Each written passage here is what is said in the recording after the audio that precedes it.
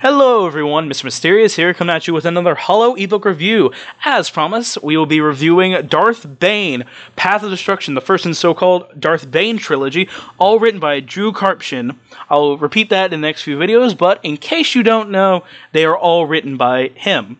And I'm sorry if I can't pronounce his name, do not post about it in the comments. So, first off, this is a book about the so-called Darth Bane, the ruler of the Sith that instigated the Rule of Two, as named in the second book, and basically the bringer of destruction on the new Sith mythology thinking in the Old Republic that led to 1,000 years without a Sith presence, leading up into the prequels, where they rose again and, as you know, overthrew the Republic and instigated the Empire under Emperor Palpatine. This book begins with Darth Bane as a lowly miner, rising his way into the Sith army, and, heck, leading an elite group of soldiers known as the Gloomwalkers, being court-martialed, joining the Sith, and taking the name Bane, him training at the Academy, publicly denouncing the new Sith ways of everyone being equal, devising his own system, and, in layman's terms, destroying the entire Brotherhood of New Sith, run by a man named Khan. And I really enjoy this book. I was thinking about how to do this episode a few minutes ago, and I was trying to think my hardest on what I can gripe about. I did come up with two, but they're two minor ones, and two I had to nitpick at to find. Okay, first with the good. Love the characters in this book. Darth Bane himself has a great journey from him being a miner through his time as a military man to his time as a Sith and finally to the Sith, the only Sith, until the second book. He has a great inner struggle and conflict, thinking of himself as only a lonely miner trying to make by, to someone special, to someone that others can count on, and finally to someone who can only count on himself to do things right by him and his culture.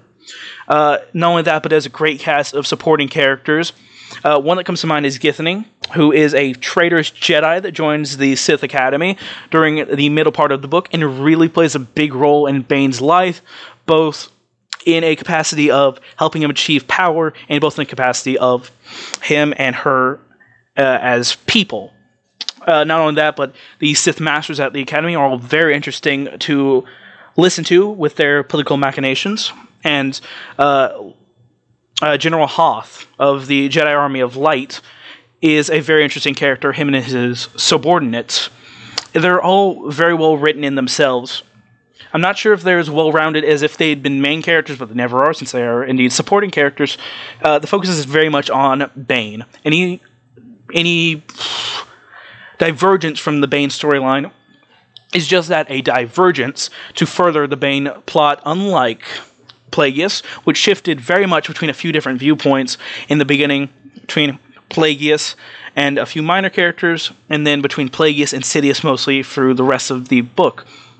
In this, it is a single story, single solo focus with minor divergence to characters such as Khan and Githany at times.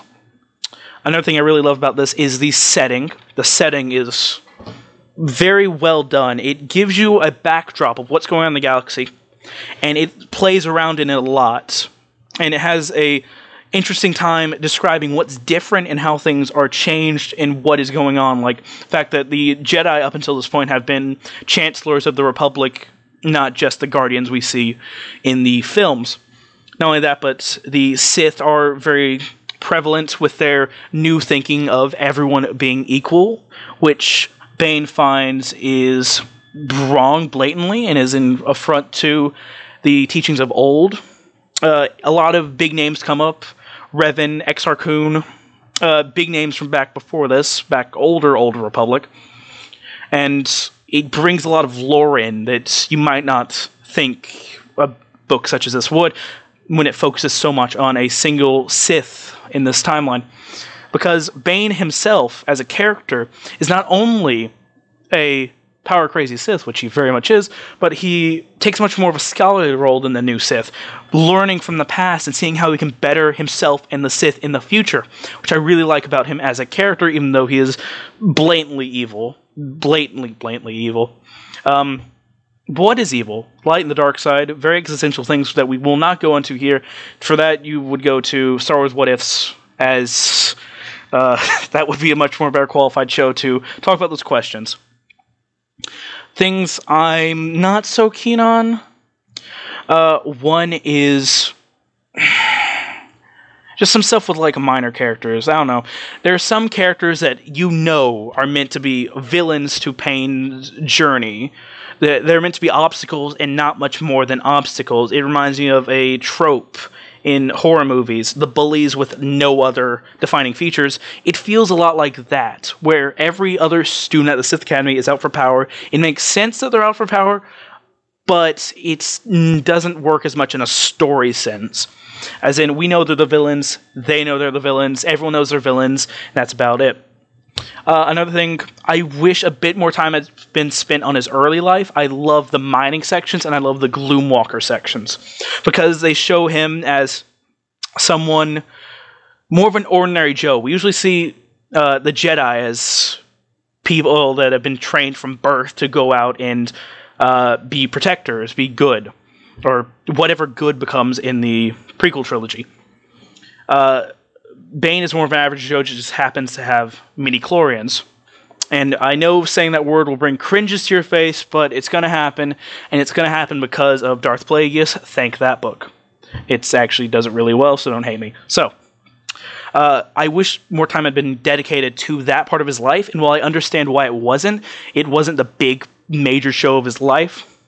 They were both interesting time periods I would like to see elaborated on, more of the Gloomwalker's missions, especially the ones with the Trandoshans. That sounded very interesting. It was very skimmed over. And his time as a miner when he was younger working the mines.